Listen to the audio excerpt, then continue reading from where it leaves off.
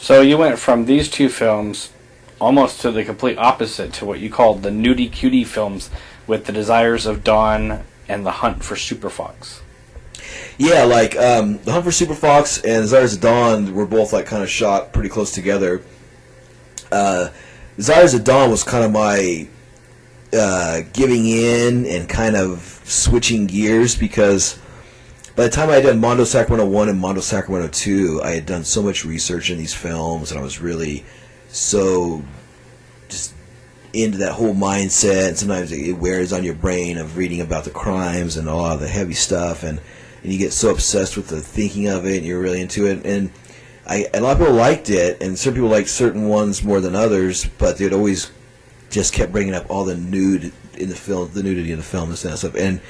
And by that time, I was still showing it, but it wasn't as prevalent, I don't think, but that's all people kept bringing up. So I was like, okay, well, if that's all you want to see is just the nudity, then I'll just make a nudie cutie movie that's just so basic, with just girls dancing and a few dialogues and some inner dialogue of this woman and her wants and needs and her thought processes, and then just did a bunch of the stripping with the girls, the 8 girls in the graveyard, and tried to make it as beautiful as I could, because I just knew, well, then I'll just show all these beautiful women and use my style and my look and the good production value of it, and just go almost as quick as I can and basic as I can in a good way, and just try to hit that, and that would appeal to that genre of nudie cutie and just doing the nudity aspect of it. But I really liked those films a lot, and I wanted to do something that was heavily nudity but not pornographic as well, and stuff that was a throwback. And like another thing, a nudie cutie movie, to explain that Russ Meyer started those, and it was before pornography, and it was basically before the roughies, and it was a nudie cutie film, just exactly what it sounds like, just cute naked girls, top nudity, maybe rear nudity, no frontal nudity at all, and just situations of the girls, and a lot of strippers, burlesque dancers, and just models and such.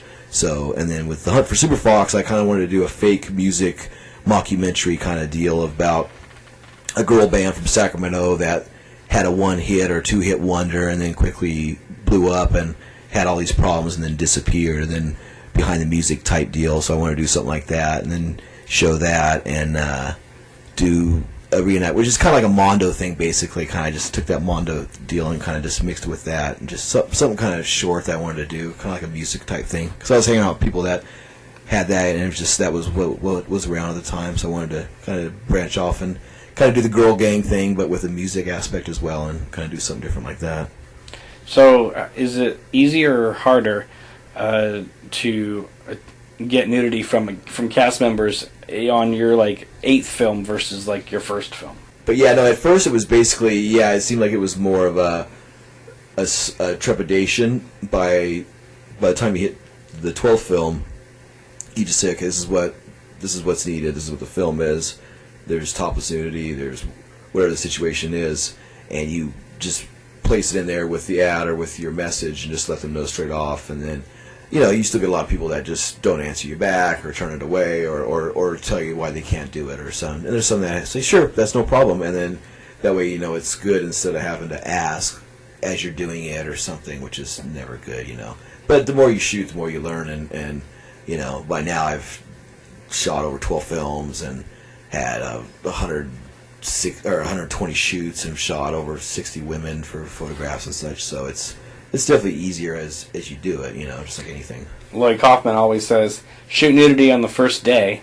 Yeah, no, thanks for saying that. Yeah, so going back to like with Octopus Pod, I had a 2-girl shower scene where the girls had to make out together. They had just met each other like a day or two before, and they had to be totally naked in the shower together. So I shot that with the first day on those two, because I figured, well, if I had that big scene in the already on film done, then if one of them backed out or something by the time, or they didn't want to do it by the time they would have to do that film, then I wouldn't be stuck of having to say no, or having to give in and not letting them film that scene. So I shot that first, and that's some advice I always try to give people, is shoot a lot of your nudity first, so in case if you shoot it last, and by that time they might say no, and then you're stuck because you already have all these scenes of them already, and you have to just kind of go along with it, or be a jerk, or whatever the situation is, and you don't want to do that. You want always want everybody to have relaxed and have a good time, and have a really good reputation of everybody liking to shoot, wanting to shoot, and then coming back and doing more and more projects. Or if they don't do projects, there's always a reason. It's never anything on my end or anything that happens. It's usually something personal or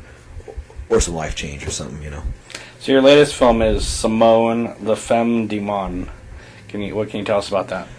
Simone le Femme du Monde is a black and white film. It's like about 24 minutes is the final cut of it.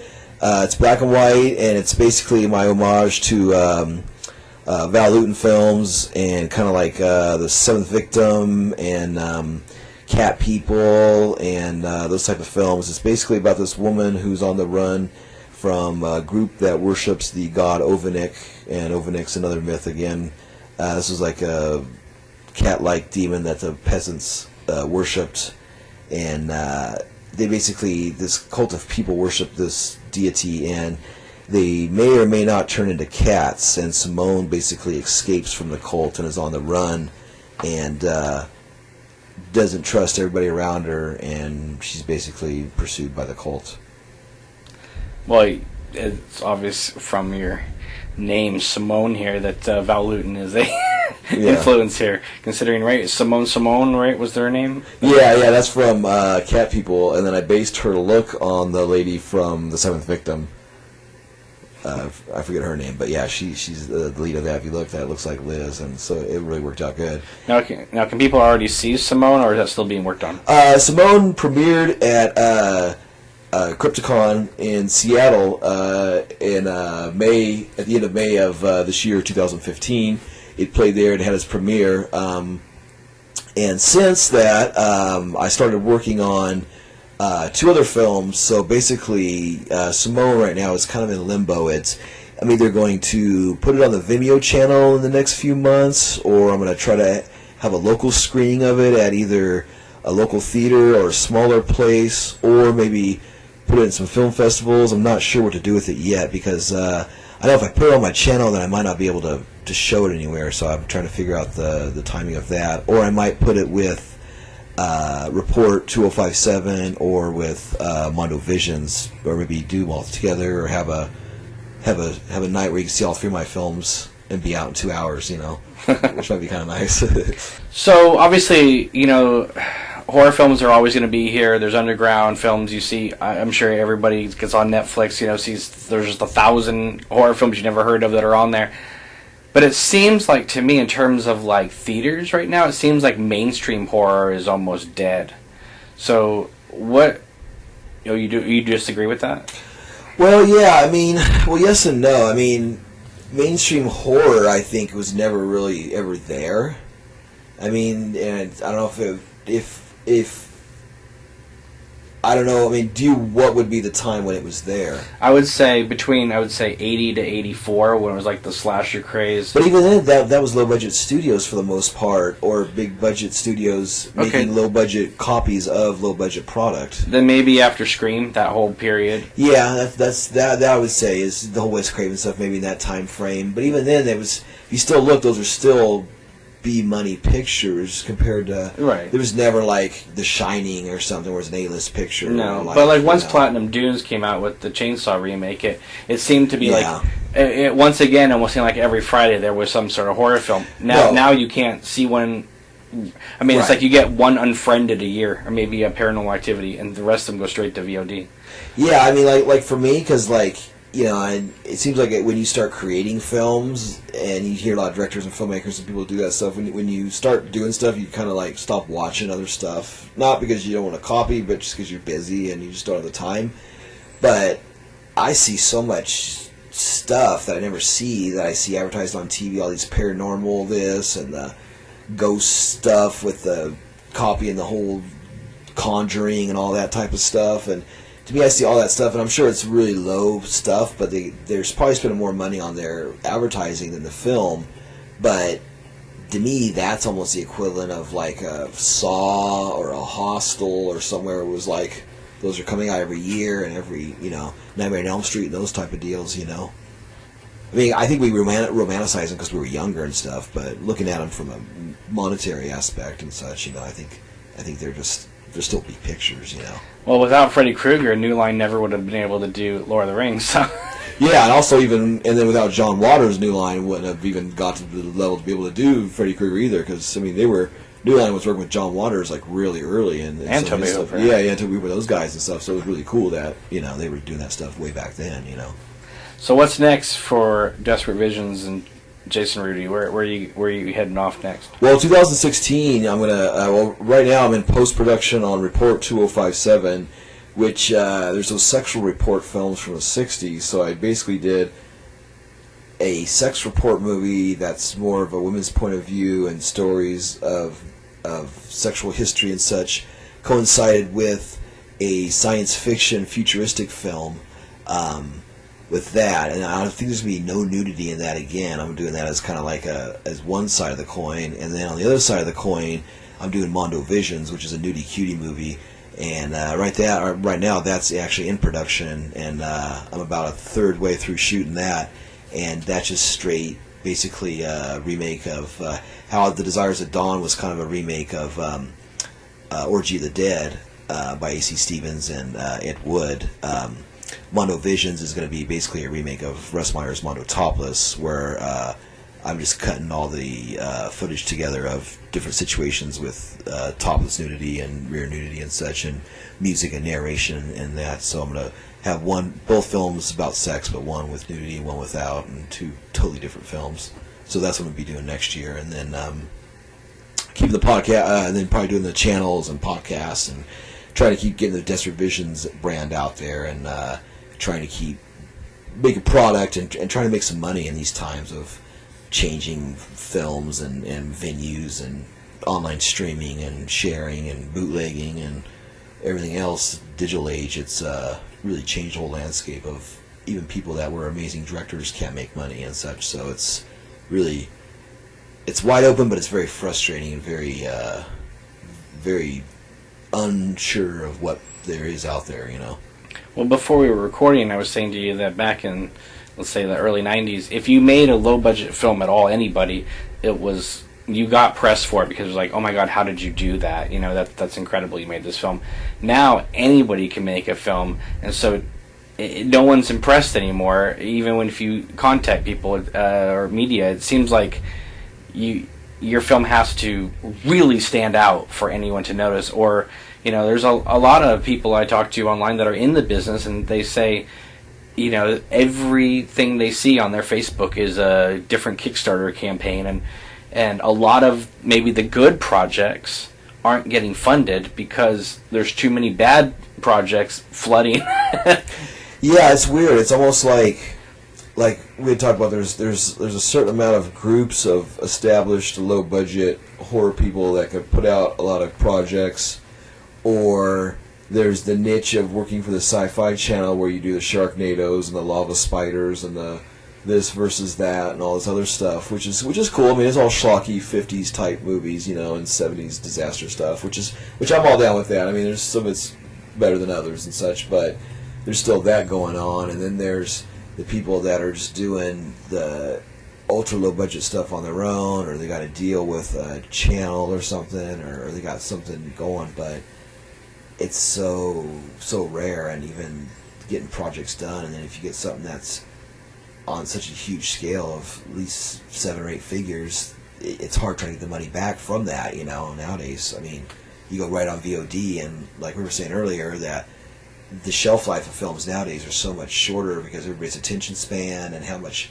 channels are out there and places to see things and how much product they need to fill those gaps where things don't last as long as they used to, and they might slip and come back later and keep rotating back and forth in people's zeitgeist of life and everything. But it just seems like, unless something's really ultimately spectacular and really original and has something that captures everybody's imagination, even that, it's only there for a month and then it's something else. There's so many amazing movies that get released that by the end of the year you forget they came out, and 4 years later you've almost forgot about them, even though they've changed your life for that week or two, Well, remember, when a movie would come out in the theater, it would be like a year before it hit VHS, and then it would be almost 2 years before you could buy it for $20.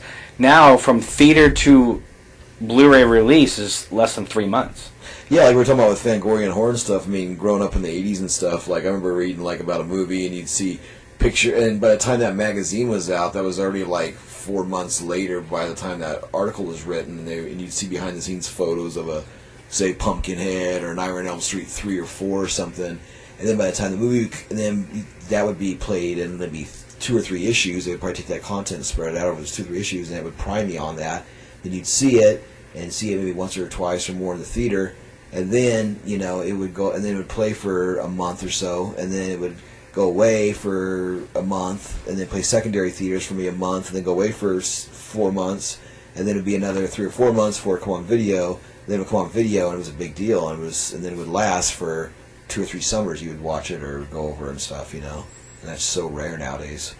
So do you think that it's a great time for cinema, or do you think that it's just a changing time for cinema? And because sometimes I don't know which way to think, you know. Sometimes I'm like, wow, look at all the possibilities that's happening now. But then there's the other part of me going, yeah, but films don't seem as special anymore. Well, yeah, I mean, you can almost see that with a lot of art, though, really, with film and music and a lot of media that's out there. I mean, there's television shows that are really good nowadays and such, but even that, I don't think, like Breaking Bad, all that stuff, where it takes the whole country by storm. It seems like a year later, so it doesn't. I mean, to me, I always go back to like Godfather and Jaws and all that stuff, where it's like those are just like building the pyramids or doing Mount Rushmore or something. It's like you always want to make one of those movies where 20, 30 years later people will talk about it, but then you think, well, people now that are kids don't look at those movies as strong as older people do, so maybe, I don't know, maybe there isn't anything that you could make that, or I don't know. But then I always look to be like, well, when I was 15 and I discovered Faster Pussycat Kill Kill or Pink Flamingos or something like that, those are movies that were made in the 60s and 70s, and I was finding them in the 90s, and there's kids that are finding them in 2000s and such and later, and, you know, that are just as obsessed with them when they're 15 and when I was 15. So I think if something is so good or is so strong, I think sooner or later everybody's going to rediscover it, you know, and hopefully creators will be able to make some money off of at that time, but who knows, you know. And the whole hipster movement has actually brought back VHS.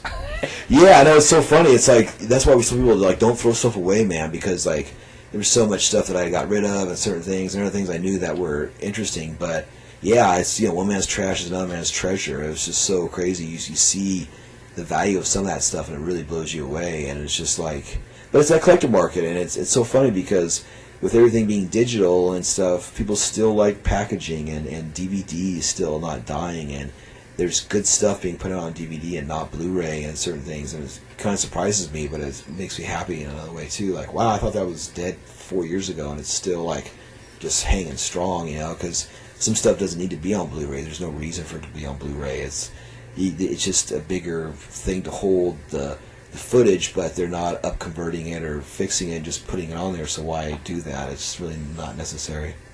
I mean, I love streaming. I think it's just a great way to have more stuff and not have to, you know, fill up your house with stuff. But the problem with streaming is you don't own it. And not just like you don't own it physically. I mean, like, you can have it in your Vudu or your iTunes account, and the moment Apple decides not to carry the Godfather anymore, it's ripped out of your account, regardless if you paid for it or not. And I find that the biggest, you know, frustration about the streaming, because you can't get rid of some of your DVDs because the movie could be pulled, you know, so you have to still keep the physical copy. Yeah, no, and like I'm, you know, my age range and things that I grew up with and stuff, I still like to be a collector, and I still like to have that library aspect of actually having a physical copy. And when you were younger, and it was cool because you could flaunt, oh yeah, I have a library of this, and this, and this, and you could walk into your house and yeah, you have 100 or 3,000 DVDs, and you could say, oh yeah, you got this, and this and stuff. But nowadays, everybody has everything anyway on all the digital streams, or it's on a disc, or it's on their computer, or it's on Netflix, or it's whatever. So it's that individuality or that possessiveness nature of things still is there, because there's things that you could physically own that nobody has, or it goes away, like you were saying and such. But yeah, the coolness and rareness factor of that definitely changes when everything is online or digital, or you can watch it on YouTube, or like, you know, I was younger, you'd have to drive a couple hours to another city, and find this video store that was selling bootleg VHSs, and then you'd rent it and you'd burn a copy or dub it back then, record onto another VCR, and then take it back, and then you'd have a copy of it. It'd be 10th generation, but that was the only way to get it, like El Topo or certain films, you know, and they were really rare to get. And nowadays, it's like you can get a perfect copy of it from Amazon or from Walmart. I mean, shit, they showed I Spit on Your Grave at Walmart, and that was like so crazy to me. On Blu-ray. Blu-ray. I was just like, wow. To me, that was like, I don't know, one of the 7 signs or something. I don't know. That was crazy to see I Spit on Your Grave at Walmart. And this is something I go back and forth on, whether is this cool or is this terrible. That, you know, I remember having to hunt for a year to find a VHS of Argento's opera. Yeah. Anywhere, you know, in my area, and I found one, and it was like finding the Ark of the Covenant. Yeah. You know, but now if I tell someone, "Oh yeah, Argento's opera," they go, "Da da da da." Oh, Amazon. Oh, play. Yeah. You know, and they got it. I And know. to me, I feel like a bit of the magic is gone because the hunt was part of it. Also, too, like, it's a great example of Argento because he was one that there were so many various versions of his films that were floating around. There was stuff that was pan and scanned. There was stuff that was cut out of the corners. There was shorter versions of things. There was commercial versions. There was bootleg foreign versions and cropped right way. And there was, you know, Japanese laser discs. There was all these different stuff where it's like, well, what version of Hopper did you see, or what version of Cat o' Nine Tails, or whatever. You see certain things, and I mean, edited or certain scenes, or Phenomena became creepers. Yeah, Tenebrae became unsane. Yeah, and the VHSs were terrible because they were always edited versions, and then when the DVDs came out, Anchor Bay was at least putting the international versions on and the full cuts of stuff, and they were doing both titles and stuff, but they were some of the first that were putting out quality copies of it, and they were going back and putting them on VHS as well at the time. They were doing them widescreen versions of them and stuff, like a opera and such, and they looked really nice, and they were full copies finally, you know. Well, I remember reading this essay in a horror book about Argento, and I remember getting a bunch of his films and going, this is not what this is saying. I don't understand. Yeah. You know? And then I remember being in college and meeting this girl who had this boyfriend who was a big collector, and she goes, "Oh yeah, we have those films on Japanese Laserdisc," and that was the only time you could get the widescreen Phenomena, Tenebrae, or whatever. It was on Japanese Laserdisc widescreen, and it was just like it was like knowing like the coolest drug dealer on the block. Oh yeah. Yeah, Japanese Laserdisc and Criterion Laserdiscs were like the shit. Like you would get like Dawn of the Dead had a really cool Japanese Laserdisc version. Song of the South was Japanese Laserdisc. Some of the Ralph Bakshi movies, they had really good Japanese Laserdiscs copies of them. That were the only way to get full versions of like Coonskin instead of the version here of Street Fight or certain ones, and they were like the full versions of them, or they had commentary or certain things, and it was just like, you know, Alien and stuff like that was always the Japanese Laserdisc, and that was like the thing for the early 80s, at least until about the mid 80s. That was really, really strong, you know. I remember even seeing the original ending for Army of Darkness on Japanese Laserdisc, and it was a glorious time. So while I think it's amazing, the availability of being able to get everything today is fantastic, I do think that a lot of the magic is gone because sometimes you built it up in your head over a certain amount of time, you know, and then you would find it, and it was an amazing find.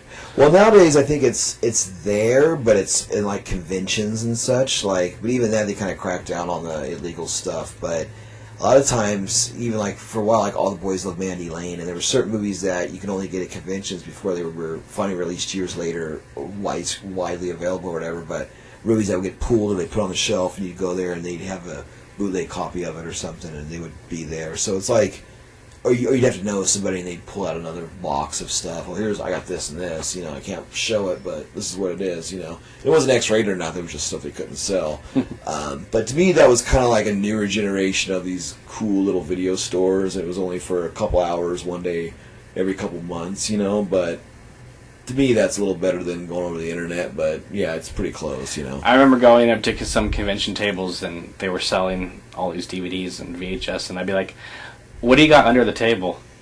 Yeah. That was like one of the first things I'd ask them. And they're like, "Well, we got bootleg Grindhouse, we got Spider-Man 3.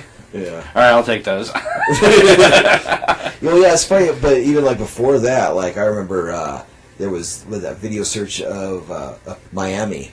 and they were a big company, and you would have to get a lot of like the Jean Rollin stuff, a lot of horror stuff, and a lot of cool bootleg stuff you get from Video Search in Miami, and they were getting it from overseas and get shipped to Miami, and then from Miami you'd have to join this collector's club, and you get a card, and then from there you can buy the product because you were a collector in a club, and they would sell, you know, Cocksucker Blues by the Rolling Stones, or you can get, you know, Fascination by Jean Rollin, or you can get, you know, and there's a lot of obscure hardcore stuff, there's a lot of stuff, but that was always, and actually I think they're still around, but for a while it was like VHSs of that, it was VHS dupes and then DVD-Rs, but they weren't really the best and such, but yeah, I mean, there's still companies like that. Sinister Cinema, I think they went out of business, but there's a lot of them that are still gray market films, you know. Couple of extra points. One is, you know, a lot of people complain about the remakes, and I'm sometimes guilty of that as well, that happen. But the one good thing, if there is a saving grace about the remakes, is it usually means there's a collector's edition of the original coming out on Blu-ray or DVD. Oh, yeah. So that's almost worth it, I should say. You know. Yeah, like with something new, that's the thing. It's like with something new hits, they always start mining for the other stuff. And with Blu-ray, not as much as they did on DVD. Like, for instance, like Tarantino was cool about that. Like, when Kill Bill would hit, they'd start putting out all the Japanese peaky violence stuff or stuff that he liked. Or if one of his movies, certain things, and they'd always put out all the Giallo films, where they put out a bunch of stuff. And certain companies would release a bunch of that backlog stuff. You can get it at Best Buy for $10, $12, and it was amazing, you know. Mm-hmm. During that nice boom period where they would just put out so much stuff. But that was like VHS too, where it's just like mining. You mine the first layer, and then you have to keep putting out more and more products, so you keep releasing older stuff and public domain stuff, and what else can we release? You just keep mining the fields for old stuff that people forgot or that is out there, and sooner or later everything gets released, hopefully, you know. So what genres have you not done that you would like to do? Let me think. Yeah, you know, like I said, I probably wouldn't. I don't know. I mean, there's crime aspects and zombie aspects of my film, and some of that is that such. But I don't know. I mean, like I always say, I mean, I think with where I'm at with my budgets and such, I always try to think that I can only tackle things that would make sense and not go anything beyond my reach, because I'm not as strong in it. So, like for instance, I wouldn't want to make a movie like a Coen Brothers type film or something like that, where I would need a certain amount of talent of people and other things to make that certain thing. But I think I would probably like to make. I don't know. I mean, I've done Mondo films. I've done a futuristic movie now. I did Nudie Cuties. I did a musical or a mockumentary. I did body horror. Romance. I did, you know, I'd probably like to do maybe like an occult horror movie, maybe. I haven't done that. Well, kind of Last Word to Hell a little bit, but more of the occult, so maybe like a Hammer type occult film, like those 70s type, you know, like Mark of the Devil, I think, or no, Blood on Satan's Claw, or something like that, or some of those really kind of evil stuff. I'd say maybe that, or maybe, I don't know, I would, duh, this is the easiest question now to think about it. I have written like about 3 or 4 wrestling films. I definitely want to make a straight up wrestling film, probably a female-based wrestling film, that type of deal. I would definitely say that, and then I would say maybe another musical, something straight music all the way through. Where it's like a Monkees movie or like an Elvis movie, where you have a band or a musical celebrity in the film, and it's all about them or their adventures or something. Jason Rudy's head. Yeah, there you go. Or Wild Guitar, was a Wild Guitar or Wild Zero, or there's that one, the Japanese movie, Wild Zero, I think. You know, yeah, or like, I don't know, something. Because it was cool, because like, before they talked about doing, like, back in the day, like, they were going to do Lord of the Rings with, like, the Rolling Stones, or they're going to do it with Pink Floyd, and Stanley Kubrick was going to do it, and there was all these different ideas they talked about, Led Zeppelin and shit and stuff, this and that and stuff. It's like, wow, they should try to do that, and you'd be trying to think who's big nowadays that you could do that with that means anything, you know? I think something fun that could be fun for you to do or tackle would be, you mentioned you like Rob Zombie's Halloween films, and one of the things that he talks about is he hired the cinematographer of Amoros Peros for Halloween, and his idea was you could take the same script by John Carpenter and Deborah Hill, and if you shot it like Amoros Peros, it's already a different film. Yeah, very true. So one thing that I was thinking of is if you got a hold of some public domain like Ed Wood screenplays and you just shot those movies with the Jason Rudy filmic touch, it's a different film. Yeah, because it's not my dialogue or my thoughts. A or film my by Jason Rudy, written by Ed Wood. Yeah, no, Edward D. Wood Jr. Yeah, I know, and they're out there because he did a lot of like novels and a lot of adult novels and dime store stuff and this. You know, the way Stuart Gordon adapts H.P. Lovecraft. If you actually adapted an Ed Wood film or an Ed Wood book, that would be amazing. Yeah, that's actually really good. Yeah, no, and that's another thing that now we're talking about it that sparks in my head. I actually had started to do some writings on some Edgar Allan Poe stuff and some public domain such. That was another idea I had, was taking something that's public domain that you can write stories based off of and do, and it's really easy to do. And if you do that, you have a guaranteed showing at the festivals. Oh yeah, Edgar Allan Poe festivals. Yeah, they have the H.P. Lovecraft festivals. They have the Edgar Allan Poe festivals. They have those type. There's those are the two that pop off the top of my head. But yeah, there's a lot of the past authors that you can write anything you want. Even I think, I don't know about Dracula, but I think Frankenstein you can, but you can't make him look like Boris Karloff.